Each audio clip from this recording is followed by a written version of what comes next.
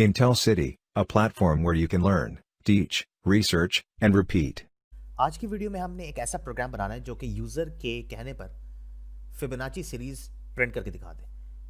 User जितनी numbers या जितनी टर्म्स प्रिंट करने का कहे उतने वो फिबोनाची नंबर्स प्रिंट करके दिखा दे।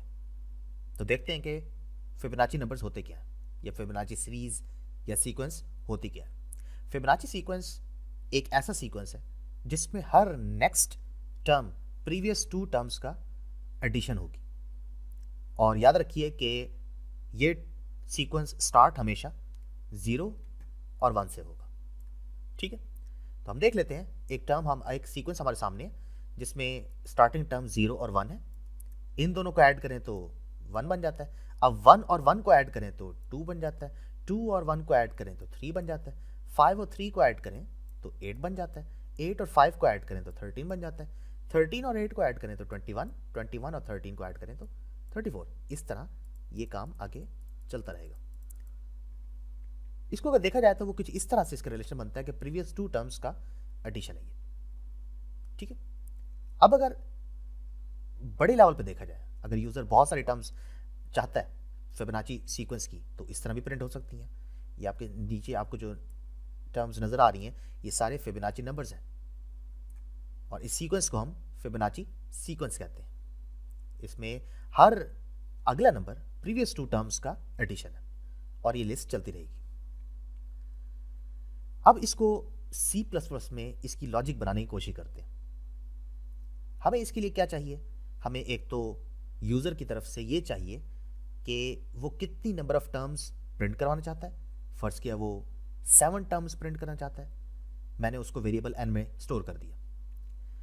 एक वो स्टार्टिंग टर्म a, एक उसके बाद वाली टर्म b, उसको हमने किससे इनिशियलाइज करना है? a को हमने इनिशियलाइज करना है 0 से, b को इनिशियलाइज करना है हमने 1 से, क्योंकि स्टार्टिंग टर्म्स क्या होती हैं? 0 और 1। और एक तीसरा वेरिएबल जिसमें हमने नेक्स्ट टर्म प्लेस करनी है।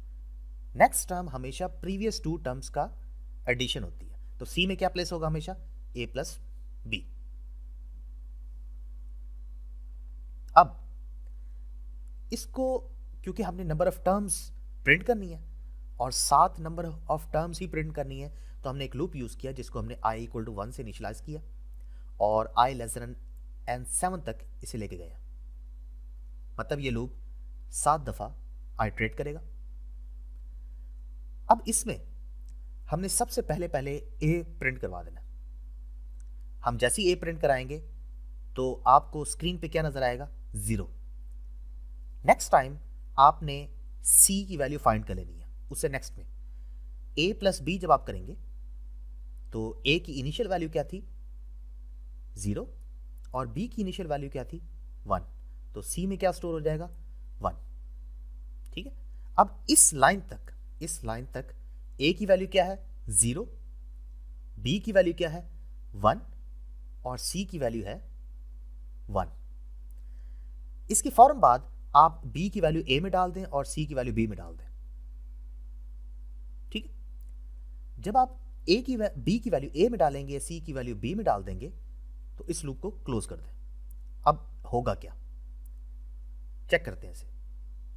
आइट्रेशन नंबर 1 में, क्योंकि 7 दफा चलेगा लूप, आइट्रेशन नंबर 1 में सबसे पहले सी आउट a होगा, आपको स्क्रीन पे 0 नजर आएगा प्रिंट होकर। इसी लूप में b की वैल्यू 1 हो जाएगी और c की वैल्यू 1 होगी। स्टार्ट में ये चीज होगी। नेक्स्ट टाइम a की वैल्यू अपडेट होगी। कैसे अपडेट होगी चेक करते हैं। सबसे पहले a की वैल्यू 0 थी, लेकिन अब b की वैल्यू a में चली गई है। b की वैल्यू a में चली गई है, मतलब b ने अपनी वैल्यू a को दे दी है और c ने अपनी वैल्यू b को दे दी है। अब ये दोनों वैल्यूज ऐड होने के बाद हमें c की वैल्यू 2 बना के देगी। इससे नेक्स्ट b अपनी वैल्यू फिर दोबारा से a को देगा और c अपनी वैल्यू b को देगा और ये दोनों टर्म्स ऐड होने के बाद आपको 3 मिलेगा। उसके बाद फिर b अपनी वैल्यू a को देगा, c अपनी वैल्यू b को देगी और ये दोनों ऐड होने के बाद दोबारा से नया c बनाएंगे। फिर ये काम चलता रहेगा। ये काम कब तक चलता रहेगा? जब तक आपकी 7 आइटरेशंस कंप्लीट नहीं हो जाती। अब इन 7 आइटरेशंस में अगर आप सिर्फ ए को देखें तो ए के पास क्या है? ए के पास फिबोनाची नंबर्स ही हैं, 0, 1, 1, 2, 3, 5, 8। ये फिबोनाची नंबर्स ही हैं। तो आपका काम क्या होगा? आपका काम ये होगा कि एक्चुअल काम क्या है? एक्चुअल इस लाइन का काम है, ए प्लस बी को आपने स्टोर करवाना सी में, लेकिन हर दफ़ा बी की वैल्यू ए में और सी की वैल्यू बी में करते जाए।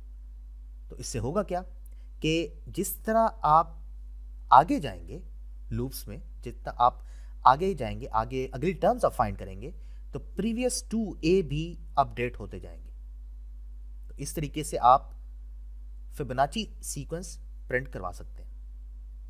तो इसको अब हम C++ में कोड ब्लॉक्स में इंप्लीमेंट करके देखते हैं कि क्या हमारी लॉजिक ठीक है या नहीं है। अब मैं कोड ब्लॉक्स में आ गया हूं और यहां पर आकर मैं इसको प्रोग्राम करने की कोशिश करता हूं।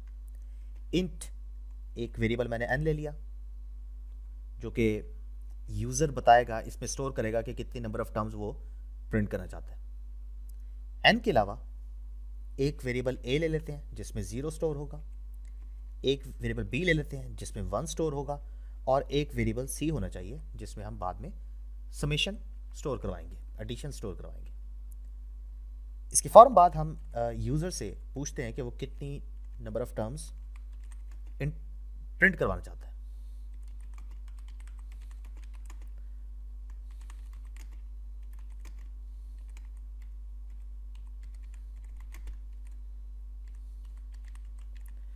फिबोनाची सीक्वेंस, तो यूज़र यहाँ पर आपको एक वैल्यू इंटर करेगा, वो डायरेक्टली n में स्टोर हो जाएगी। ठीक है, इसके फॉर बाद आप लूप यूज़ कर सकते हैं, for int i equal to 1, i less than equal to n, जो कि यूज़र ने एंटर किया, और i प्लस प्लस। इसमें अब हम पहला काम क्या करेंगे? सी आउट a, हम हर दफ़ा a प्रिंट करवा रहे हैं, और c equal to a plus B, और a इक्वल टू b, मतलब b अपनी वैल्यू a को देगा और c अपनी वैल्यू b को देगा, b इक्वल टू c, और ये काम चलता रहेगा।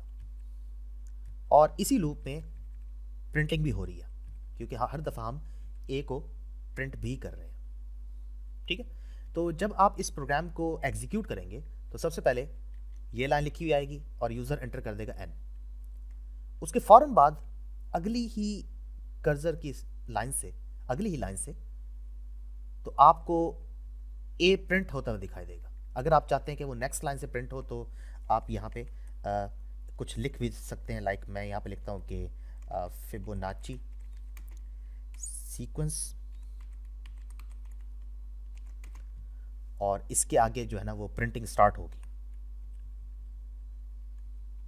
और इसको चेक कर लेते हैं कि एक दफ़ा ये किस तरह दिखता है।